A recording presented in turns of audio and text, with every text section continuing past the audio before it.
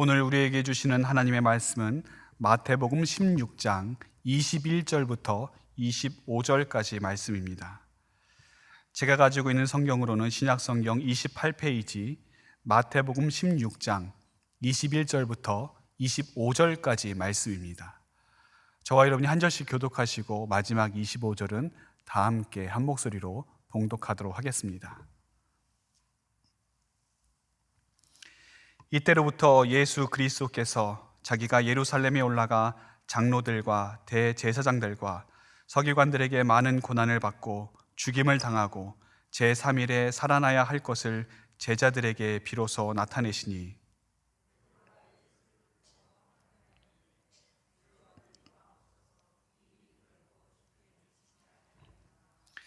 예수께서 돌이키시며 베드로에게 이르시되 사탄아 내 뒤로 물러가라. 너는 나를 넘어지게 하는 자로다. 내가 하나님의 일을 생각하지 아니하고 도리어 사람의 일을 생각하는도다 하시고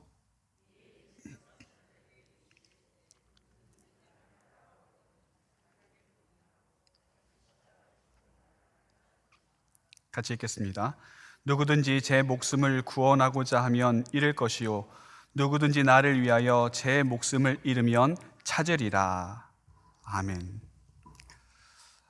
유대인들이라고 한다면 누구나 지켜야 될 3대 절기가 있습니다. 유월절과 또 칠칠절과 초막절이 그것이죠. 이 절기가 되면 유대인들은 여러 가지 행사를 하게 됩니다. 그런데 그 가운데 반드시 있어야 될 핵심적인 부분이 있는데 그것이 무엇이냐면 아버지가 자녀에게 신앙을 교육하는 것입니다. 이 신앙교육도 어떤 내용으로 되어 있느냐? 하나님께서 이 절기를 당케하신 그 의미와 역사를 자기의 자녀들에게 아버지가 직접 알려주는 겁니다. 하나님께서 이 절기 가운데 베풀어 주신 구원의 역사가 무엇인지, 우리 선조들이 어떻게 하나님께 은혜를 얻었고 어떤 구원을 받았는지를 자녀들에게 차근차근히 설명해 주는 겁니다. 그것도 그냥 말로만 하는 것이 아니라 유월절 같은 경우에는 맛없는 무교병이라든지 쓴나물을 먹어가면서, 또 초막절 같은 경우에는 좋은 집 놔두고 굳이 바깥에 텐트를 치고 천막을 치고 그 안에서 거주하면서 그 신앙의 교육을 하는 것입니다. 여러분 한번 생각해 보십시오. 처음이야 한두 번 이렇게 아버지로부터 이야기를 듣고 그렇지, 하나님께서 우리 민족을 이렇게 구원해 주셨지, 그런 감동과 또 뜨거운 마음이 있을지 모르겠지만 이 절기라고 하는 것은 매년 반복되는 겁니다. 우리가 명절이 매년 반복되듯이 이 이스라엘의 절기도 마찬가지죠. 매년 똑같은 내용을 가지고 자녀들에게 이야기를 해줘야 되는 겁니다. 자녀들의 입장에서는 아버지 또 똑같은 얘기 하시네. 이번에도 또 예전에 들었던 그 얘기 변함없이 하시는구나. 어느샌가 그 마음 가운데 이 하나님의 구원의 역사가 식상해지고 형식적으로 될 수가 있는 것이죠. 그러면 더 이상 거기에 감사가 있을 수가 있겠습니까? 아무런 감동이 있을 수가 없는 것이죠. 안타까운 것은 우리 그리스도인들도 마찬가지라는 겁니다. 우리 기독교에는 중요한 절기들이 있죠. 우리 기독교는 부활절과 성탄절이라고 하는 이 절기를 중심으로 이루어지게 되어 있습니다. 지금 우리가 지나고 있는 이 사순절은 부활절로 이어지는 절기죠.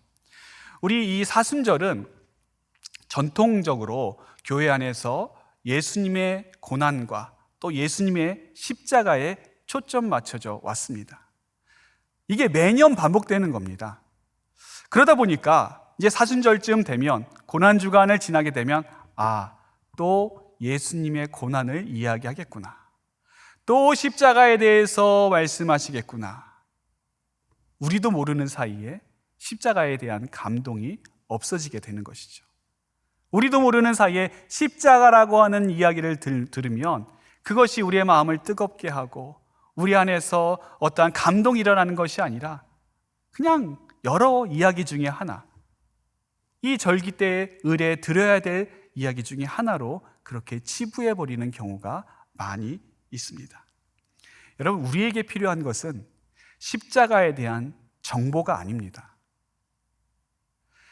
예수님 믿지 믿은 지 얼마 되지 않는 분들이라든지 또 교회 다닌 지 신앙생활 한 지 얼마 되지 않는 분들이야 이 십자가에 대한 정보가 필요하죠. 십자가가 무엇이고 십자가가 어떤 의미가 있는지 정보적으로 지식적으로 아는 것이 필요합니다. 하지만 교회를 다닌 지 오래되신 분들, 신앙생활 한 지 오래되신 분들은 우리가 십자가에 대해서 모르는 것 아니지 않습니까? 알고 있어요. 그렇기 때문에 우리에게 필요한 것은 십자가에 대한 정보가 아니라 십자가의 깨달음입니다. 여러분, 깨닫는다는 것이 얼마나 중요한 것인가 하면 깨달을 때에 이미 알던 것도 새롭게 다가와지게 되는 것이죠. 이미 알고 있는데, 이미 뻔한 것인데도 불구하고 나에게 깨달아질 때 그것은 전혀 다른 것으로 다가오게 됩니다. 깨달음은 어떠한 사건이 죽어있는 옛날 이야기로 끝나는 것이 아니라 오늘 나에게 일어나는 내 삶의 현장 가운데 생생하게 벌어지는 그 이야기로 다가오게 되는 것입니다. 그렇기 때문에 우리는 무엇인가 깨달을 때 거기서 새로움을 느낄 수 있고 거기에서 감동을 맛볼 수가 있는 것이죠. 우리에게 있어서 십자가도 마찬가지입니다. 십자가에 대한 정보가 우리에게 감동을 주는 것 아닙니다.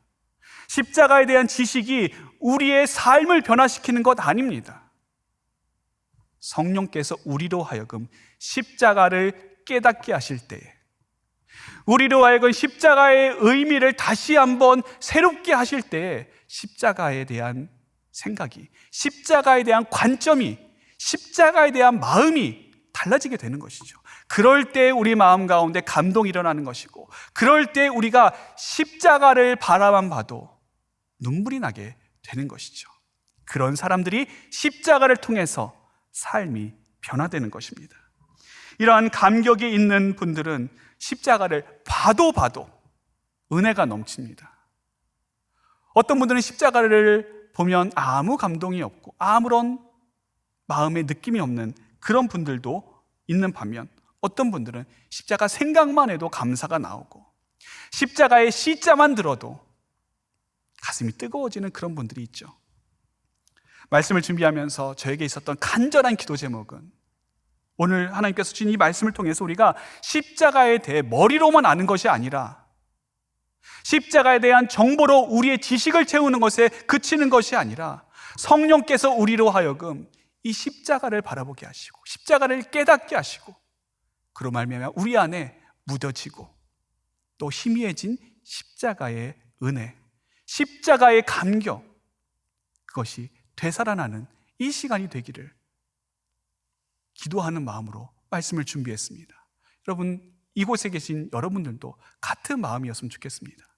이런 마음으로 오늘 본문을 한번 보시겠습니다. 오늘 본문을 보시면 예수님께서 십자가 죽음과 부활에 대해서 처음 말씀하시는 장면이 소개되고 있습니다. 여기에서 예수님께서는 일반적인 상식으로는 이해할 수 없는, 받아들일 수 없는 그 말씀을 하십니다. 누구든지 나를 따라오려거든 자기를 부인하고 자기 십자가를 지고 나를 쫓을 것이니라. 여기까지는 그래도 이해가 갑니다. 여기까지는 그래도 수긍할 수가 있어요. 그런데 그 뒤에 하신 말씀, 누구든지 제 목숨을 구원하고자 하면 잃을 것이요 누구든지 나를 위하여 제 목숨을 잃으면 찾으리라. 아니 여러분, 우리가 살려면 어떻게 해야 됩니까? 살려고 노력해야 되죠. 애써가면서 어떻게든지 살아남기 위해서 발버둥 쳐야 되는 거 아니겠습니까? 내가 살기 위해서, 내가 살아남기 위해서 그렇게 아둥바둥해도 부족하고 모자란 판에 여기서 예수님께서 하시는 말씀, 오히려 목숨을 잃어야, 다른 말로 이야기하면 죽어야 살 수 있다, 이런 말씀을 하시는 겁니다. 예수님께서 하신 이 말씀은 세상의 지혜로는 도저히 납득할 수 없는 그 말씀이었습니다. 그렇기 때문에 베드로가 예수님께 항변을 하는 것이죠.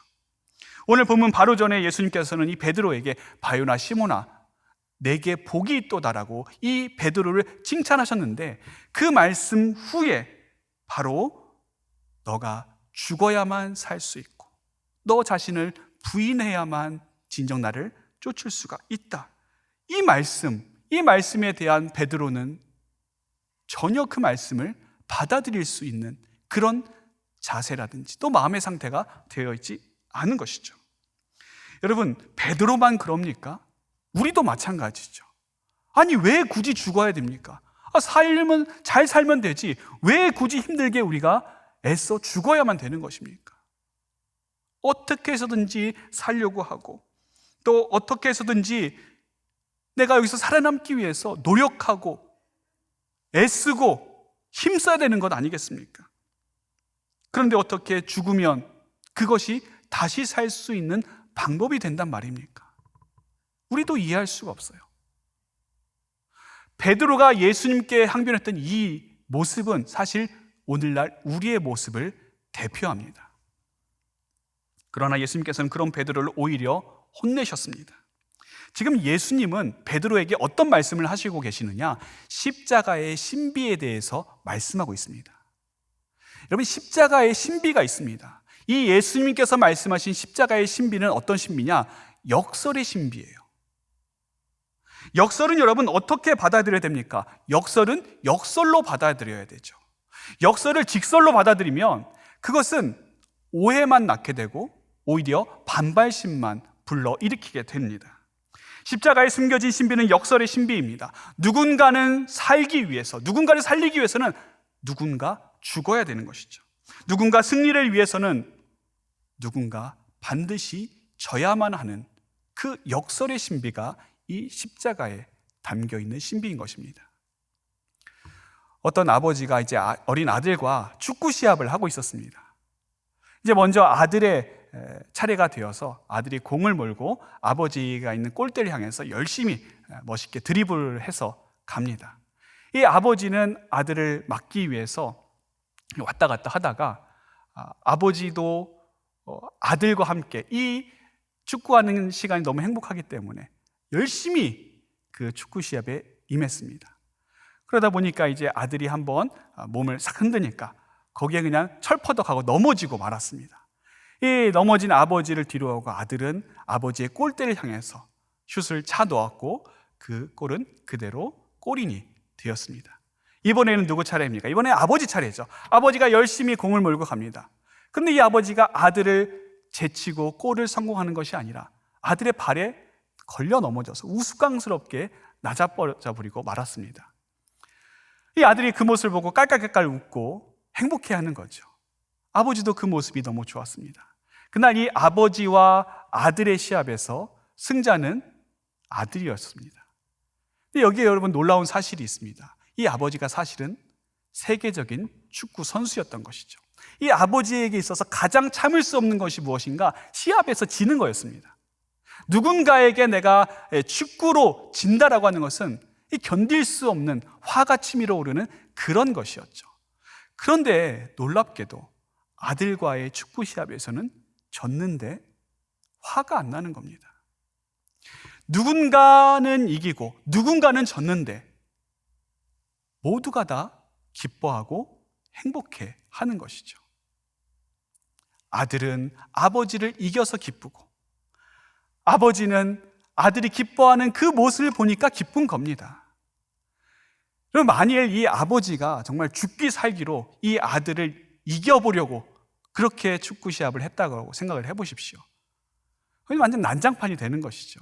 아들은 아버지에게 졌다고 울고불고 난리치고 아내에게는 그걸 꼭 애를 그렇게 이겨야겠냐고 그래서 속 시원하냐고 타박받는 것이고 아버지도 마음이 좀 짠하고 한편으로는 좀 아들에게 미안하기도 하고 불편한 마음 아니겠습니까?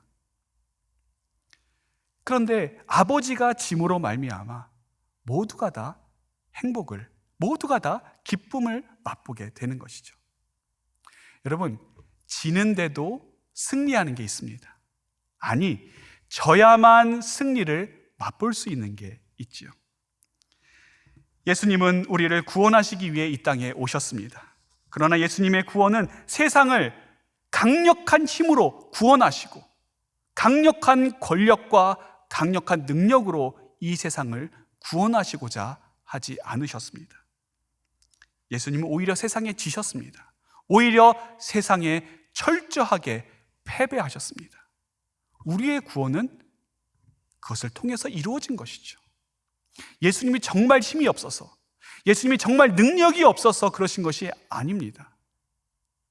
예수님에게 아무런 지혜가 없고 예수님이 어쩔 수 없어서 십자가를 지신 것이 아니라, 예수님의 권세가 부족해서 십자가에 달려 돌아가신 것이 아니라, 이것은 만세전부터 예정된 하나님의 섭리였습니다. 하나님의 예정이었고 인간으로서는 도저히 이해할 수 없는 놀라운 십자가의 신비였던 것입니다. 바로 이것을 예수님께서 21절에 이렇게 말씀하십니다. 이때로부터 예수 그리스도께서 자기가 예루살렘에 올라가 장로들과 대제사장들과 서기관들에게 많은 고난을 받고 죽임을 당하고 3일에 살아나야 할 것을 제자들에게 비로소 나타내시니, 우리를 구원하시기 위해서 예수님은 십자가에 죽으셔야 됐습니다. 그냥 죽으시는 것이 아니죠. 오늘 말씀대로 성경에 예언된 대로 예루살렘으로 친히 올라가서 죽으셔야 됐습니다. 그리고 오히려 섬김을 받아도 부족할 서기관들과 대제사장들과 장로들에게 잡힘을 당하시고 그들에게 모욕을 당하시고 고통을 당하시고 그리고 십자가에 달려 돌아가셨습니다. 그리고 그 후에 제3일에 다시 살아날 것을 제자들에게 말씀해 주시는 겁니다. 그런데 여러분, 제자들은 이것을 이해하지 못했습니다. 아마 앞의 내용이 너무 충격적이어서 뒤에 예수님께서 부활하신다라고 하는 그 내용은 잘 못 들었는지도 모릅니다. 어쨌든 제자들의 지금 관심과 초점은 어디에 맞춰져 있는가? 예수님의 십자가 죽음에 맞춰져 있는 거예요. 그러나 그들은 십자가의 죽음이 무엇을 의미하는지 제대로 알지 못했습니다. 예수님의 십자가 죽음을 직설로만 받아들인 겁니다. 하지만 이미 예수님께서는 그 말씀 가운데 십자가의 역설을 제자들에게 이야기해 주셨습니다. 예수님의 말씀을 보십시오. 많은 고난을 받고 죽임을 당하고 그 다음에 이 말이 생략되어 있습니다. 그러고 나야 제3일에 다시 살아날 것이다. 내가 죽어야 된다. 내가 죽어야 너희들이 살 수 있다. 내가 십자가에서 죽어야, 그러고 나야 다시 제3일에 부활할 것이다. 지금도 전쟁 영화 중에 아주 수작으로 손꼽히는 것이 라이언 일병 구하기라고 하는 영화가 있습니다. 아마 여러분들 많이 보셨을 테고 또 설교 예화 중에 많이 인용되었던 그런 영화입니다.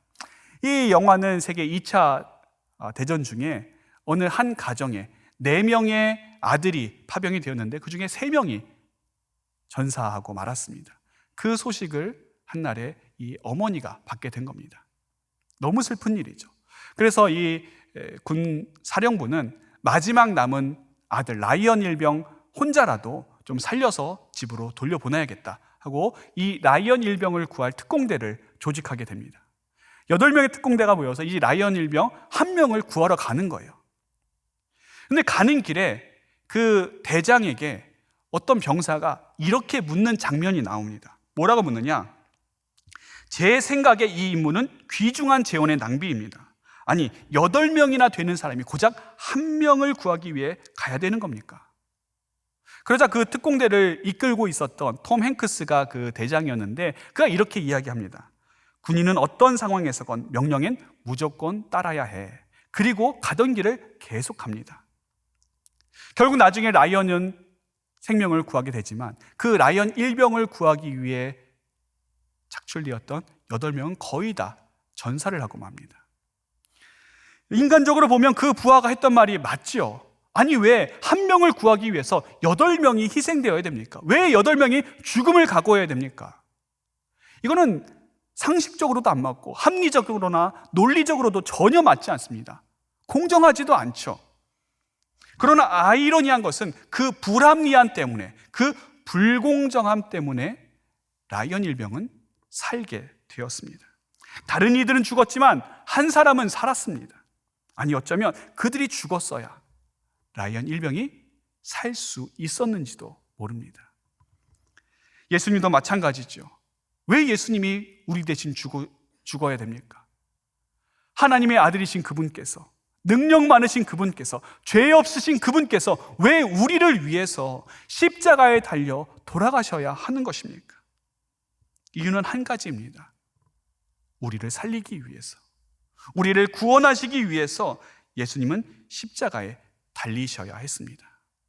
죽는 것이 곧 사는 것으로 이어지는 신비, 아니 반드시 죽어야 다시 살아나는 그 신비, 십자가의 신비의 놀라운 은혜인 것이죠. 오늘 본문에서 우리는 예수님의 십자가를 바라보는 두 가지 관점을 발견할 수가 있습니다. 하나는 십자가를 바라볼 때 사람의 관점으로, 사람의 일로 바라보는 것이 하나가 있고, 또 다른 하나는 이 십자가를 바라볼 때 하나님의 관점으로, 하나님의 일로 바라보는 것이 있습니다. 베드로는 예수님의 십자가 사건을 사람의 관점으로, 사람의 일로 바라봤습니다. 그렇기 때문에 예수님께서 십자가를 지시는 것을 어떻게 판단했는가? 사람의 일로 판단할 수밖에 없었던 것이죠. 예수님의 그리스도 되심을 사람의 일로 보면 예수님이 십자가에 달려 돌아가시는 것은 있을 수가 없는 일입니다. 그러면 안 되는 거죠. 예수님께서는 예루살렘에 오히려 올라가셔서 모든 사람들 앞에서 만왕의 왕으로 등극하셔야 됩니다. 그래서 우리를 괴롭히고 억압하는 저 로마 제국으로부터 우리를 구원해 주시고, 우리 이스라엘이 저 다윗의 때와 같이 태평성대를 이루도록 우리 예수님께서 그렇게 해 주셔야 되는 것 아니겠습니까? 그래야 되는데 도리어 십자가에 죽으신다고 하니 이 무슨 말도 안 되는 상황입니까? 더구나 다른 것도 아니고 십자가에서 죽으신다라고 하는 것. 이 당시 십자가에서 죽는다라고 하는 것은 가장 치욕적인 죽음에 해당이 됐습니다. 그냥 죽으신다고 해도 안 된다고 말릴 판에 예수님께서는 가장 치욕적이고 가장 모욕적인 죽음을 내가 당할 것이다, 그 말씀을 하시는데, 어떻게 그 말씀 앞에서 예수님 그러십시오, 마땅히 그러셔야죠, 그렇게 이야기할 수가 있습니까? 베드로가 예수님을 안 된다고 막은 것은 예수님을 사랑하지 않아서가 아닙니다. 예수님을 섬기기 싫어서가 아니죠. 예수님을 사랑하기 때문에, 예수님을 더 잘 섬길 수 있기 때문에, 더 잘 섬기고자 하는 마음이 그에게 있기 때문에 예수님 십자가는 안 됩니다, 그가 이렇게 막았던 겁니다. 그러나 베드로의 마음이 어쨌든 예수님은 십자가를 지시기로 하셨습니다. 예수님의 마음은 십자가에서 죽는 것에 있었던 것이죠. 왜냐하면 예수님은 십자가를 하나님의 관점으로 보셨기 때문입니다. 예수님께 있어서 이 십자가에서 돌아가시는 것, 십자가에서 죽으시는 것은 사람의 일이 아니라 하나님의 일이었습니다. 사탄은 하나님의 일을 방해하는데 그 목적을 두는 존재입니다. 우리 인간의 역사를 보면 사탄이 우리 가운데 하나님의 일이 이루어지지 않도록 수도 없는 방해 공작을 펼쳐왔습니다. 예수님께서 시험 받으신 사건이 그 대표적인 사건 아니겠습니까? 예수님께 이 사탄이 찾아와 예수님이 시험합니다. 예수님이 시험한 것은 다른 것이 아닙니다. 예수님의 구원 사역을 맡고자 한 것이 아니라 이 십자가의 길을 걸어가지 못하도록 예수님을 유혹한 것이죠. 아니, 왜 굳이 그렇게 힘들게 이스라엘 백성들을, 또 인류를 구원하려고 하냐? 그냥 간단하게 돌을 떡덩이가 되게 해서 그들에게 먹이라, 그렇게 구원해라, 그러면 되지. 왜 굳이 십자가를 져야 되냐? 왜 굳이 십자가를 통해서 모욕과 조롱과 멸시를 당해야 되냐? 그냥 성전 꼭대기에서 높은 곳에 뛰어내리면 천사가 너를 바칠 것인데, 그 모습을 보고, 그 놀라운 광경을 보고 온 백성들이 네 앞에 경외하게 해라, 그러면 쉽지 않느냐? 못하러 그 아프고 힘든 십자가를 지려고 하느냐? 그냥 눈 딱 한 번 감고 내 앞에 절해라, 그럼 내가 온 천하 만국과 이 모든 영광을 너에게 줄 것이다. 사탄은 예수님의 구원 사역을 막으려고 했기보다는 예수님께서 구원 사역을 십자가를 통해서 이루고자 하는 그 십자가의 방식을 막으려고 했던 것입니다. 왜냐하면 그 십자가의 방법이 바로 하나님의 뜻이었기 때문입니다. 우리가 하나님의 뜻에 순종하는 길은 때로는 직설의 길이보다는 역설의 길일 때가 있습니다. 창세기 12장에 하나님께서 아브라함에게 나타나셔서 너는 본토 친척 아비집을 떠나서 내가 내게 지시할 땅으로 가라, 그 말씀을 하십니다. 지금 그 말씀을 알고 있는 우리야, 이 말씀이 아브라함을 살리려고 하는 말씀이구나, 그것을 우리는 알지요. 하지만 그 당시 이 말씀을 처음 들었던 아브라함의 입장에서 여러분 한번 생각해 보십시오. 그 말은 죽으라는 것과 다름없습니다. 이 아브라함이 살고 있는 갈대아 우르는 그 당시 최고의 도시였습니다. 가장 번성했던 도시였죠. 그곳에서 자리 잡고 잘 살고 있는 이 아브라함에게 어느 날 갑자기 나타나서 너 떠나라. 다 버리고 떠나라. 어디로 갈지 모르지만 일단 떠나라. 그 말씀을 듣고서 이것이 살 길이구나. 이것이 내가 사는 길이구나. 그렇게 생각할 수 있는 사람이 얼마나 있겠습니까? 갔더니 살던 데와는 비교도 할 수 없이 초라한 그 모습이었을 때 그들이 느꼈던 허무함, 그들이 느꼈던 그 좌절감은 이루 말할 수 없었을 것입니다. 만약 하나님의 약속의 말씀을 그들이 붙들지 않았다라고 한다면 그들은 그곳에서 절망할 수밖에 없었을 것이죠. 그러나 그곳으로 가는 것이 죽는 길인 줄 알고 갔을 때 그들은 살았습니다. 예수님 십자가는 안 됩니다.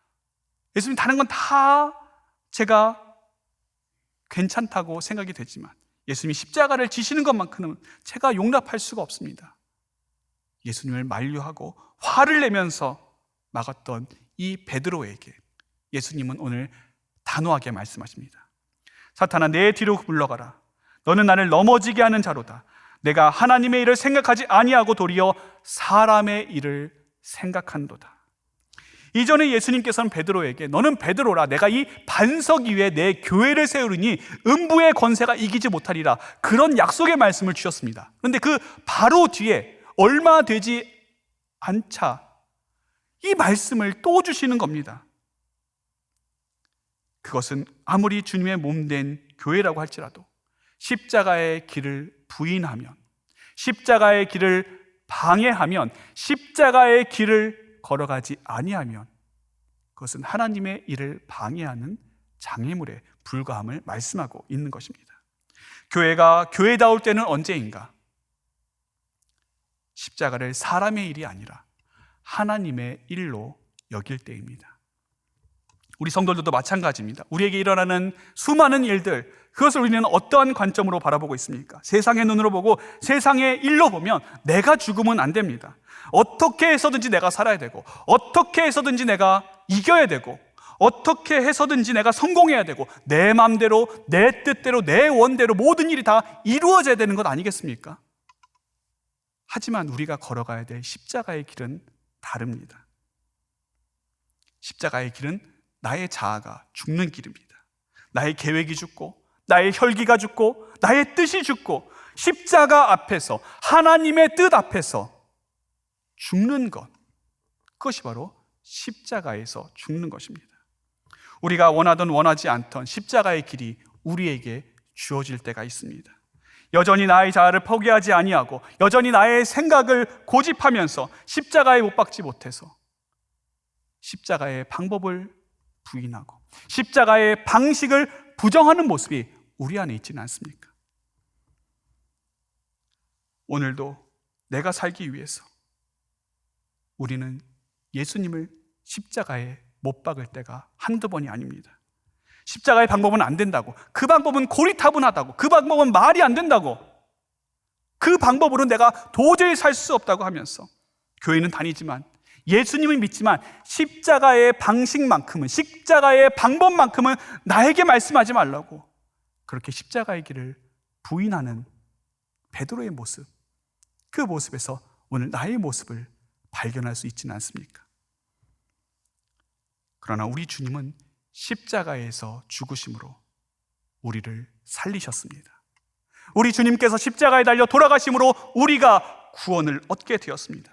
십자가의 방식만이 우리를 살리게 하고 십자가의 방법만이 우리를 구원케 하신다라고 하는 그 놀라운 역설의 진리를 말로만이 아니라 몸소 십자가에 달리심으로 우리에게 보여주셨습니다.